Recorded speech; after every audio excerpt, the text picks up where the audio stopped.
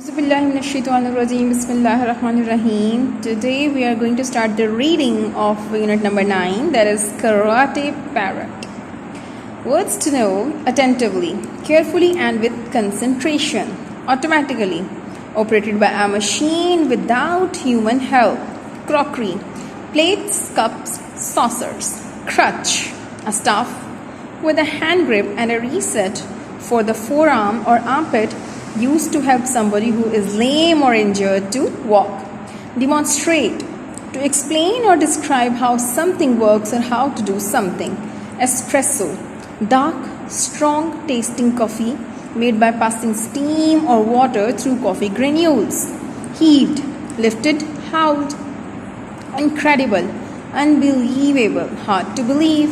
Karate, a Japanese form of unarmed combat. Plaster, a white powder calcium sulfate mixed with water to form a hard paste used for casts around broken limbs. Unique, only one of its kind, individual, vile, evil, shameful, unpleasant. Samir shuffled across the pavement on his crutches and approached Moby's cafe on Regent Street. The doors swung open automatically as he reached the entrance, and Samir made his way slowly into the large room. Adil and Babar were sitting in their usual seats by the window overlooking the street. They had seen Samir make his way unsteadily across the pavement, so they rose to welcome him when he entered the cafe. "Goodness me!" exclaimed Barbara as Samir approached their table. "What on earth have you been up to?" Samir heaved himself up to an empty chair and let the crutches fall to the floor. "You will never believe what happened to me," sighed Samir as he sank with relief into the chair. "It's a long story, so you had better order me an espresso first." "We were wondering where you had got to," said Babar. "We thought you had found some other cafe to go to," added Adil. A waiter was summoned and Samir's coffee was ordered. "Well, tell us then," exclaimed Babar. "Yes, what is this incredible story you have to tell us?" asked Adil. "You won't believe it," said Samir, "but it is all perfectly true." The waiter arrived with a steaming cup of espresso and placed it on the table in front of Samir. He looked curiously at Samir's foot, which was in a plaster. When the waiter had gone, Samir helped himself to sugar and stirred the coffee. He gazed out of the window at the people passing by outside. "Come on," urged Adil. "What happened?" Samir took a sip of coffee, whipped his mouth, and smiled. "Well," he began, "on Wednesday I was fine, but on Thursday I ended up with this broken foot." Samir stuck out his foot for his friends to get a good look. "It all started when my wife decided to get a pet," continued Samir, and then he settled comfortably into his chair to tell them his story. Samir's story.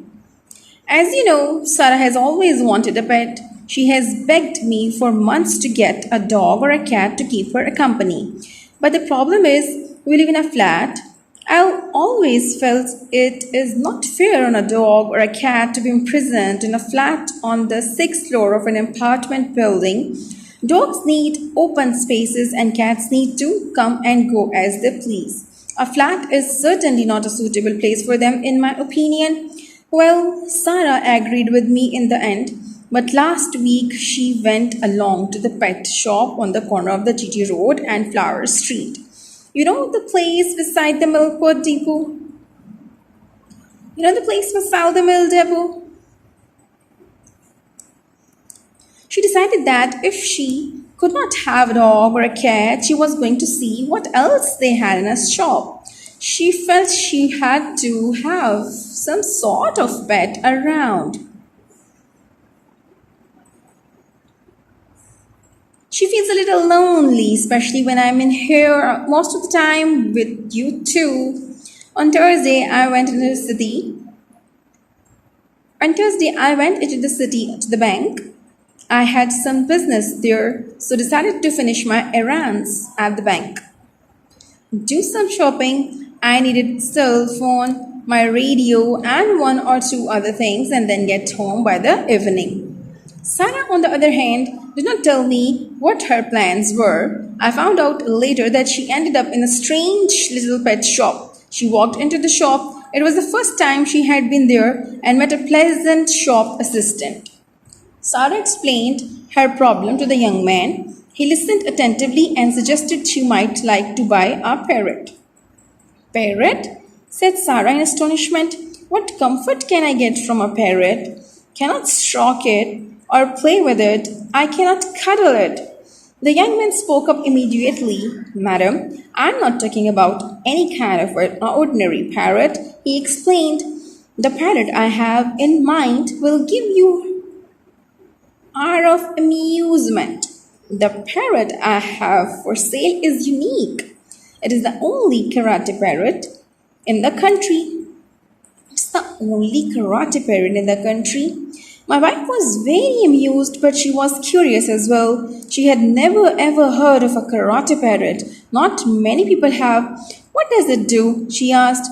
Karate, explained the assistant. He was obviously not a man of many words. Anyway, the assistant said he would demonstrate what the parrot could do. He placed an old shoe in a space in the middle of the shop. Then he brought the caged parrot to my wife and placed the cage on the service counter. He opened the door of the cage and the parrot ambled out. The man stretched out his arm. The man stretched out his arm and the parrot climbed onto his sleeve. He then said in a loud voice, Parrot, karate chair. The parrot immediately flew into the air and began to attack the chair. It squawked and fluttered up and down, flapping its wings with great vigor. In a matter of seconds, the chair had been reduced to a pile of shattered pieces of wood. Its work done, the parrot flew back across the shop and swooped down onto the assistant's shoulder. He stood there, looking very pleased with himself. My wife, on the other hand, stood with her mouth open. She was lost for words. Never in all her years had she seen such a sight. Done, she exclaimed. She paid the man and took the bird home. Needless to say, she was quite excited by her new purchase. As soon as she got home, she searched through all the cupboards in the house and took from them old boxes, crockery, and other useless but stored items she could find. She spent an hour or so allowing the parrot to practice his skills. The pair of them had a smashing time. She would shout, Parrot, karate flash box, and the parrot would swoop down and destroy the box with a few hefty blows. Then she would order it to destroy something else. The parrot, according to her, did not tire of this activity. And that, my friends, said Samir, finishing off his espresso, is how I came to break my foot. What do you mean? Asked Babar. Yes, what do you mean? Echoed the Adil. The pair of them had not uttered a word throughout the story. They had found it all too incredible. You have not explained exactly how you break your foot, suggested Babar.